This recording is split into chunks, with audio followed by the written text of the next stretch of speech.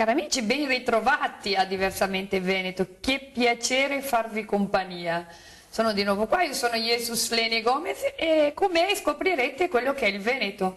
Oggi tra l'altro è una giornata speciale perché vi porterò in giro tra storia, tradizioni e turismo, perché proprio girando nel Veneto, quando giravo a piedi, ho detto ma è una regione meravigliosa, sono dei posti stupendi, posti che comunque il turismo non può farne a meno, e proprio riguarda quello. Oggi in studio abbiamo un ospite, abbiamo Ivan De Beni.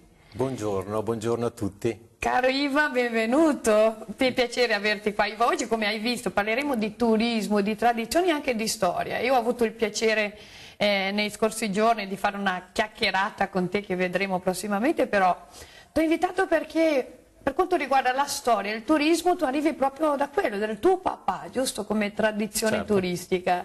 Ma non vorrei anticipare ai miei amici, vorrei che me lo raccontassi te.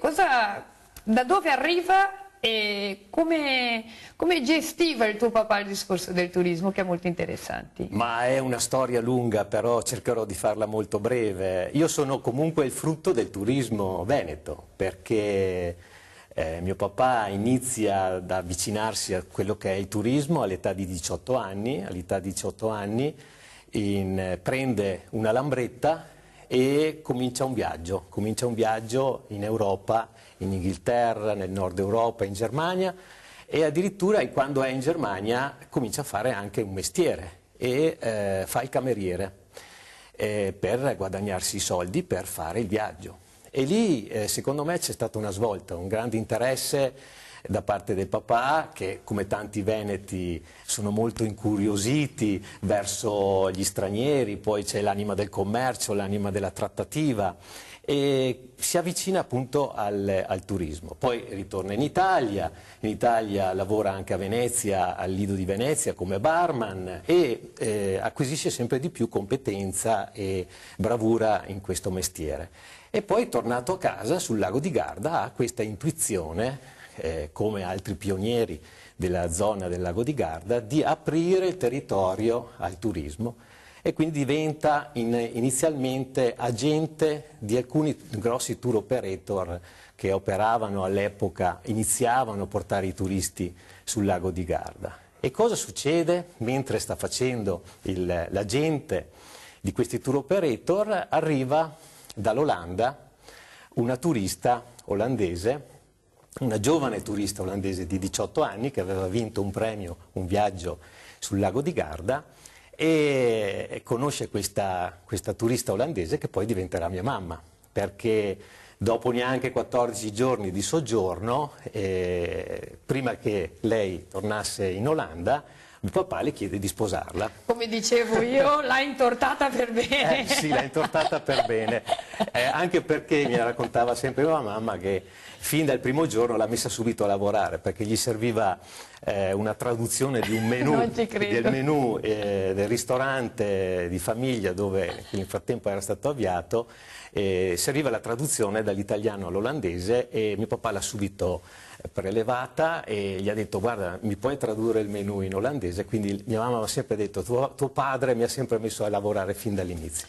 E poi da lì si sono sposati e sono nato io. Però una cosa molto interessante, Ivan, che della tua storia, che tra l'altro mi ha colpito in modo particolare, è il modo in cui tuo papà ha fatto nascere questo turismo, perché poi alla fine da un ragazzo che prende una lambretta, va in giro per il mondo e scopre che il mondo è a casa, dalla stessa casa dalla quale è partito, però lui dice come ricevere questi turisti, come fare in modo che vengano da noi, giusto? Sì, lui aveva l'accoglienza nel sangue, come ce l'abbiamo noi veneti, come ce l'abbiamo tutti quanti noi, l'accoglienza, la disponibilità. Amava moltissimo il suo territorio, come tutti i veneti.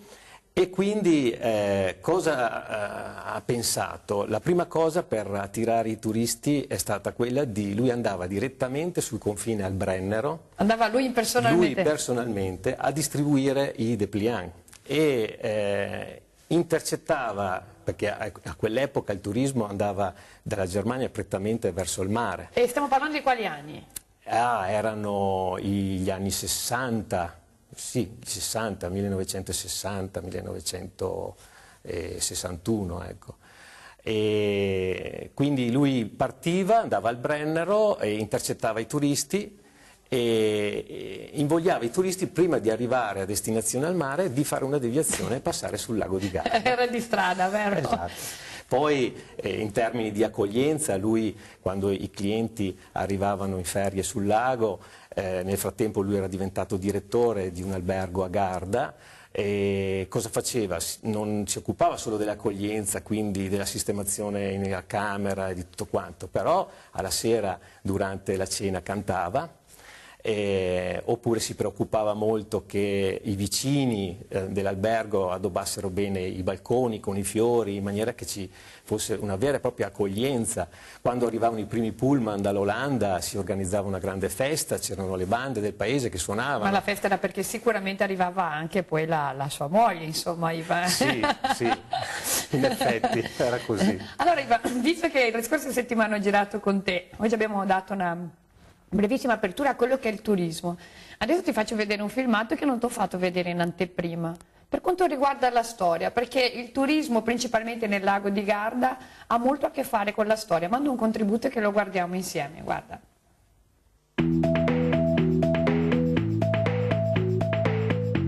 Beh, io sono sempre innamorata di Bardolino, Iva. Pure io.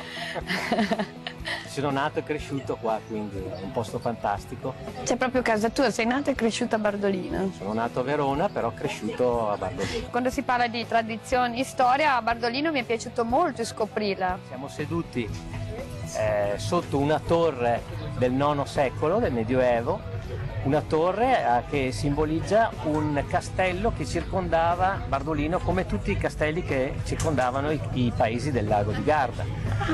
Purtroppo questo castello negli anni l'abbiamo in certi punti del paese perso, però in alcune zone puoi ancora vedere le porte d'ingresso, le porte di uscita, e questa è l'unica torre rimasta. E c'erano insediamenti medievali allora? Insediamenti medievali, se poi andiamo indietro col tempo, ogni volta che scaviamo un buco troviamo dei resti romani, c'erano delle importantissime ville romane, come a Sirmione il Terme di Catullo, e se vogliamo andare indietro ancora, verso la frazione di Cisano, abbiamo trovato un insediamento con le palafitte, ancora della preistoria. Qualcosa in particolare che tipo a livello di famiglia, la si vive solo in famiglia, qualcosa proprio dei bardolinesi? Dalla vendemmia è nata questa festa, che è la festa dell'uva e del vino bardolino. Cioè, in poche parole avete trasformato una tradizione anche in un mezzo per promuovere il paese stesso. Un'altra cosa importante che pochi conoscono è che Bardolino nasce principalmente con agricoltura e pesca. Okay? Proprio perché i bardolinesi hanno saputo celebrare i loro prodotti dell'agricoltura, il vino in particolare, con dei momenti importanti, ha fatto sì che il turista è stato incuriosito, è stato stuzzicato a venirci a visitare. Questa è Porta San Giovanni. Che meraviglia, e di qua c'era un'entrata proprio. Vedi? Questo è un altro punto che è rimasto di quel castello che dicevamo prima, questo è l'ingresso.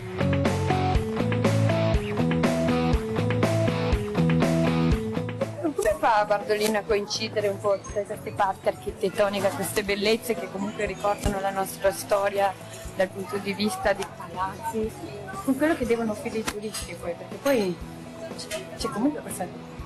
Ma allora, dentro il castello negli anni la gente vivendoci ci costruiva le proprie case, quindi all'inizio c'erano poche case, poi man mano che la popolazione è cresciuta e l'economia è cresciuta hanno cominciato a costruire. Quelli sono dei vecchi affreschi che sono stati mantenuti originariamente. Io sono innamorata degli affreschi perché raccontano la storia dei paesi.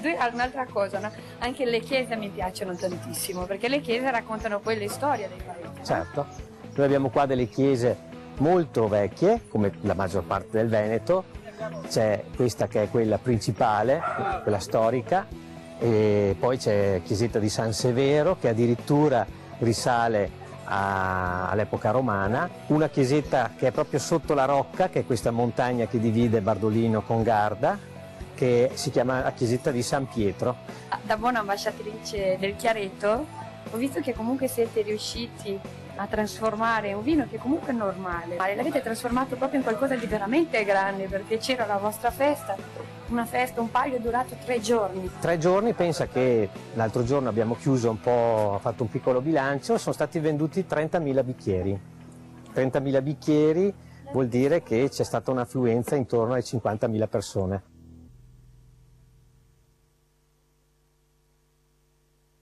No? Perché Bellissimo. parlavamo prima di turismo, cioè chi meglio di Bardolino per poter parlare di quella che è l'affluenza dei turisti, ma la tradizione dove la mettiamo quando questo flusso turistico è così ampio? Ma è importantissimo perché il turista è assetato, affamato proprio di queste cose. Lui viene sui nostri territori per conoscere il territorio, le meraviglie della natura, ma specialmente le nostre tradizioni. Quindi il segreto per lavorare nel turismo è unire natura, territorio e tradizioni. Beh, Iva, che dirti, facciamo questa unione, gli amici a casa aspettano che torniamo fra pochissimo, vi farò ancora scoprire cultura, storia e tradizioni, ci vediamo fra pochissimo.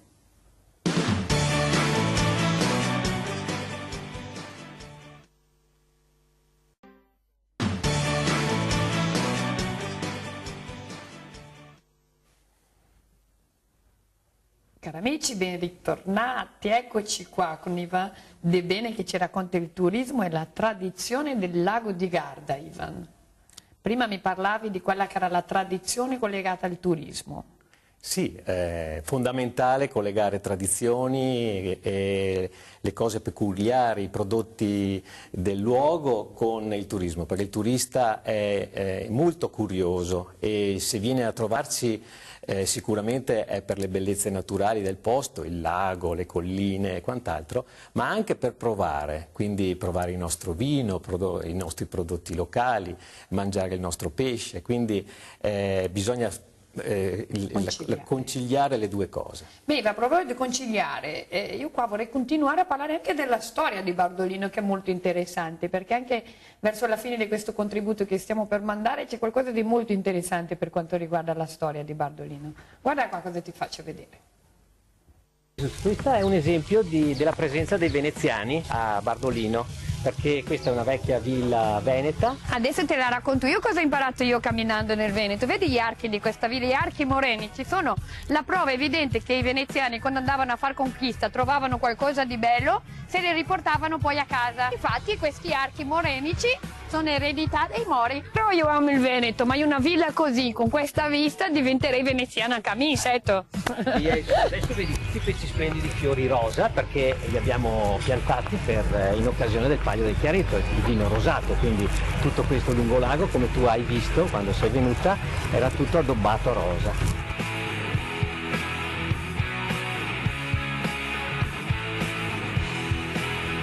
Vedi Jesus, per esempio, questa era la porta d'ingresso di questo castello, si chiama Porta Verona perché il lato è verso Verona. Prova a immaginare i commercianti veneti quando solcavano questa porta con i loro carri, qua probabilmente c'era un ponte elevatoio e poi arrivavano verso il lago per imbarcare le loro merci sopra questi barconi, ce n'erano un centinaio una volta, e trasportare tutta la mercanzia in Lombardia, come era tradizione di noi veneti, noi commercianti. Commercianti, è vero, io il Veneto con quest'animo da commerciante non l'ha mai perso, perciò... Esatto. Beh, una cosa che ho imparato tantissimo nel Veneto è che non ho mai stato, i veneti non sono gente che hanno litigato, è gente che ha trattato, era sempre per la diplomazia. La corte Bardolino, che è una corte che ha recuperato, come ti dicevo prima, la famiglia Rizzardi, la famiglia guerrieri Rizzardi, che avevano quella la loro villa dove c'era anche l'imbottigliamento. Ma ancora oggi piantano qualcosa dove? Ma scherzo. Sulla collina? Ma su tutte le colline, se tu visiti le nostre colline troverai vigneti, quindi viti. Berlino Godug. Perché quello è il nostro prodotto per eccellenza, e olivi, perché noi produciamo anche un fantastico olio extravergine. Possiamo dire che comunque state insegnando, visto che avete questo pubblico di tedeschi e olandesi, li state insegnando con la tradizione anche a gustare quelli che sono i nostri sapori, qualcosa di nostro. Ascolta, ma anche qua passava un fiume di mezzo, perché tutte le città venete che sono andata mi dicono era tagliata di un fiume, l'acqua da qua andava al lago, no? No, però abbiamo due progni al lato che sono dei torrenti che provenivano dall'entroterra.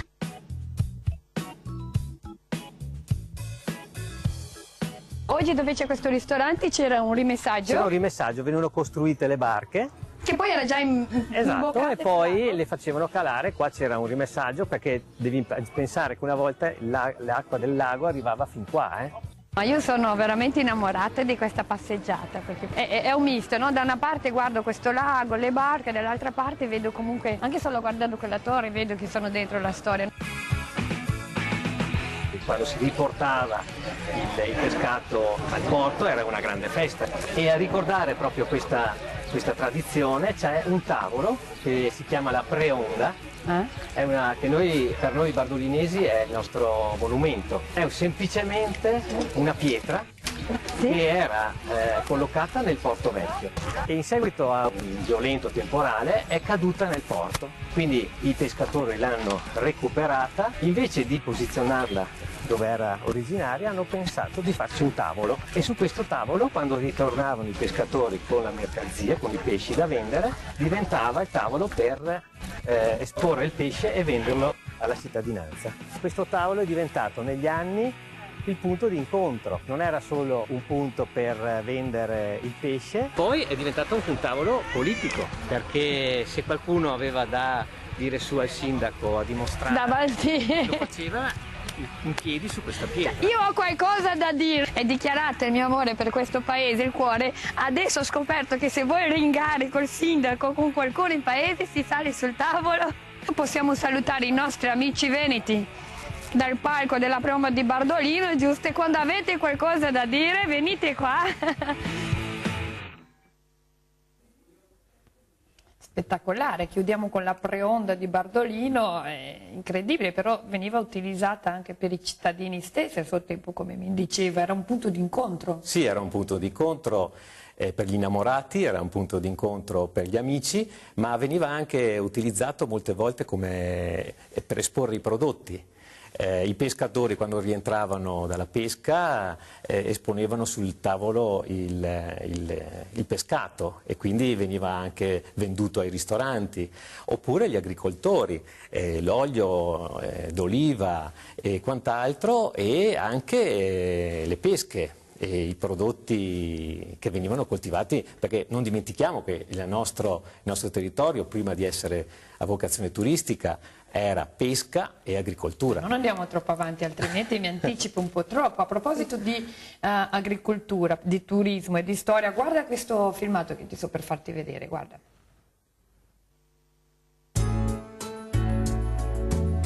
Come si fa a non essere innamorata di questo Veneto, no? A due passi vivi le tradizioni di una gente, vivi tutto quello che sono i veneti. Mi giro e sono dentro una favola. Questo è il Veneto che amo ed è il Veneto che vorrei raccontare, no? Fatto di posti dove si può avere la tranquillità dell'anima, dello spirito, gustarsi tutte quelle che sono le meraviglie che servono all'anima. Noi siamo a Borgheta, Valleggio sul Mincio, provincia di Verona. Un posto straordinario, guarda, che è proprio stupendo. Poi a supporto di tutto questo c'è la simpatia, l'amore delle persone straordinarie come tutti i veneti, e sappiate che lì su quel ponte fanno il tavolo più lungo del mondo, che ha vinto un premio di Guinness del primato, è un tavolo dei tortellini, il nodo d'amore, ragazzi, è una cosa straordinaria.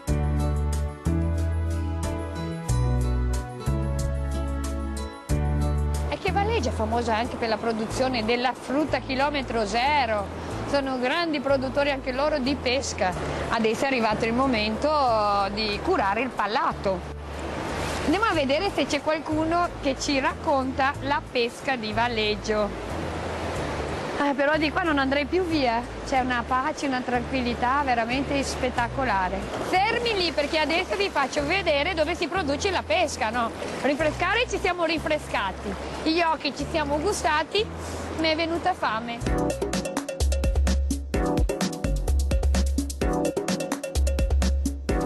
Io ero da Iva, no? Oggi ero a Bardolino perché volevo parlare un po' delle tradizioni di questi veneti. Sì. Poi uno che non è del lago di Garda dice ma come fa? Il lago di Garda è pieno di turisti. Il lago di Garda vive di turismo perché pensano sempre ai tedeschi e olandesi, no? Invece camminando ho trovato tante tradizioni. E non solo, no? Perché si parlava. Devi capire che una delle cose più importanti per noi nel lago era l'agricoltura. E tu sei un esempio a livello proprio di generazioni di quello, giusto? Sì, noi da sempre facciamo gli agricoltori, mio nonno, mio papà e mio bisnonno sicuramente.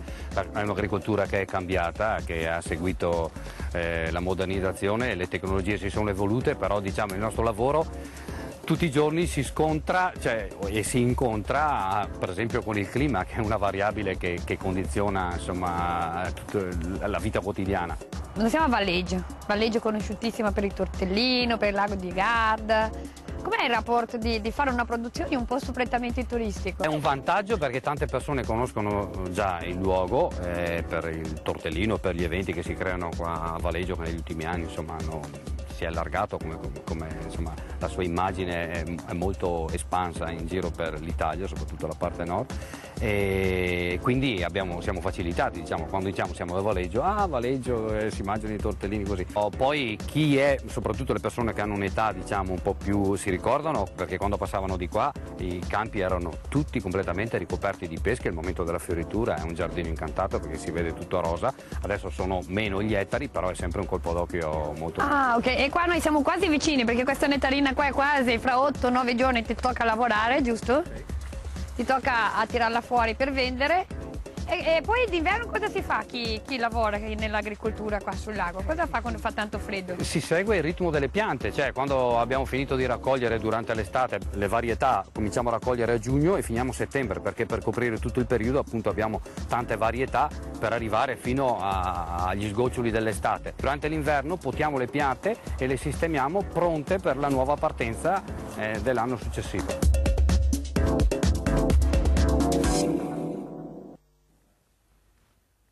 Hai visto, Iva?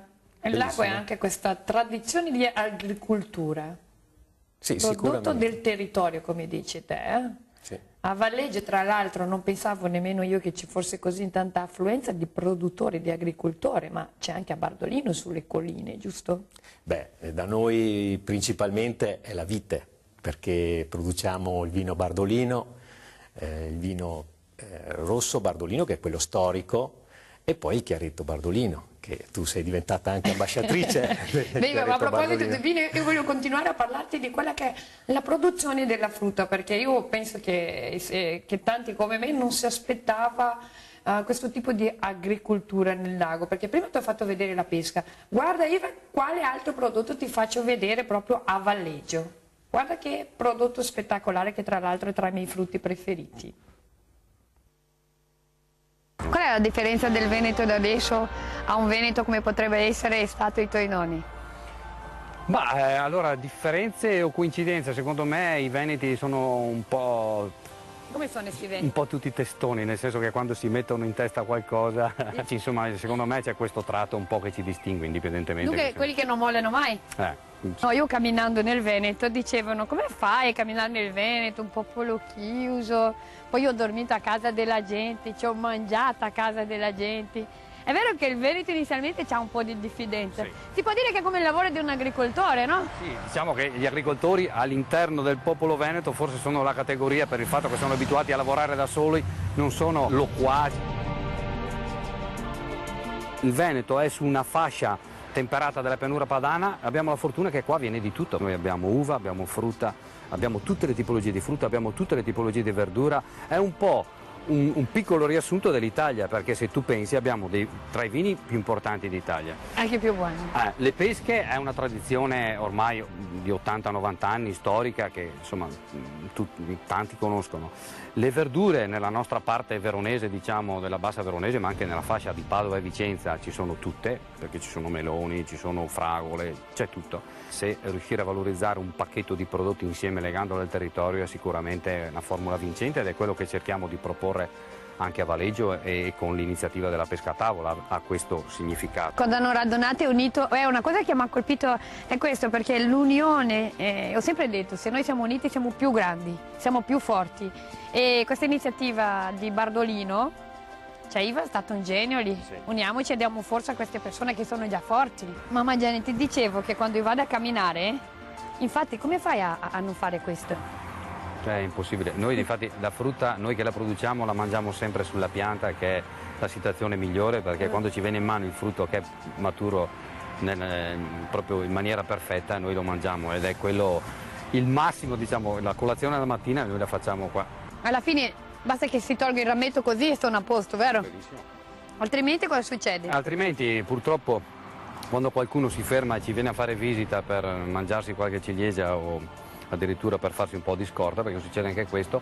È successo qualche giorno fa che ci hanno rotto dei rami importanti, come sono questi rami qua, o anche più grossi, e per costruire un ramo così su una pianta così ci vogliono 2 o 3 anni, quindi è molto più il danno materiale che le ciliegie che mi ha portato via? Sì, assolutamente. Sono 3 ciliegie per ramo normalmente o 2?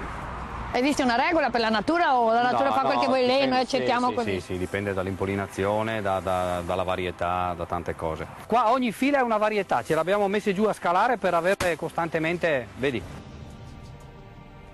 Cioè sono diverse, questa è più scura, no? Sì. E dunque questa è una varietà, questa è un'altra, questa è un'altra? Sì, sì. Sta sempre da ciliegia però, Questa è una delle varietà, diciamo, più famose, più conosciute, insomma. Come difficoltà si distinguono per la sensibilità al cracking. Non so se ti è mai capitato di mangiare una ciliegia che aveva delle fessure o delle crepe qua dove c'è il peduncolo, e questo succede quando poco prima della maturazione, un giorno o 2 prima, viene un acquazzone, una pioggia, e che la fa praticamente scoppiare. Ormai la frutta non è buona perché è bella, perché ci sono quelle belle che non sono buone magari. Allora, diciamo che la bellezza della frutta e l'assenza, cioè l'assenza di imperfezioni, diciamo, sono convenzioni commerciali per il commercio, diciamo, all'ingrosso, no? Allora la frutta deve essere di questa categoria, di questa dimensione. In realtà per il consumatore finale la cosa più importante, almeno io vedo i nostri clienti quando vengono al punto vendita, insomma, e vengono a comprare la frutta, che sia buona. E per essere buona deve essere raccolta al momento giusto. E quindi Gianni? E quindi qua dalla Fruber vogliamo mandare un messaggio ben preciso, che è questo, quello di comprare la frutta il più possibile, o nei mercatini a chilometri zero o nei punti vendita, ma dal produttore, magari un vostro produttore di fiducia che conoscete, andatelo a trovare, fatevi mostrare le piantagioni, le piante, chiedete informazioni, perché si ha conoscenza della frutta, il consumo è più consapevole e l'acquisto è più mirato. Beh, una vera meraviglia, il nostro lago con quello che è il turismo e storia e anche la tradizione. Ho visto che blocco. Iva, io dovrò salutarti a malincuore perché poi noi chiudiamo questa puntata, perché devo portare i miei amici ancora alla scoperta di altri luoghi. Settimana prossima girerò col buon Giovanni Bonatelli, che ringrazio tantissimo per questi contributi esterni che sono sempre pieni di emozione, no? E Iva, chissà se il nostro destino ci incrocerà ancora e ci avremo ancora ospiti qua Diversamente Veneto. Nel frattempo ti ringrazio del tuo prezioso contributo sia interno che esterno alla nostra puntata, e se vuoi salutare i nostri amici. Ma io ringrazio te e tutti quanti, faccio i complimenti per la trasmissione. E vi invito tutti a Bardolino, venite sul lago di Garda, se per caso passate da Bardolino fatemi un fischio. Cari amici, settimana prossima io vi porterò a Vicenza e in altre province del Veneto, perché io vi invito a conoscere tutto questo nostro Veneto, che è un posto spettacolare, che è meraviglioso, che è tutto da scoprire. Vi saluto tutti quanti, vi do un abbraccio forte forte, ciao!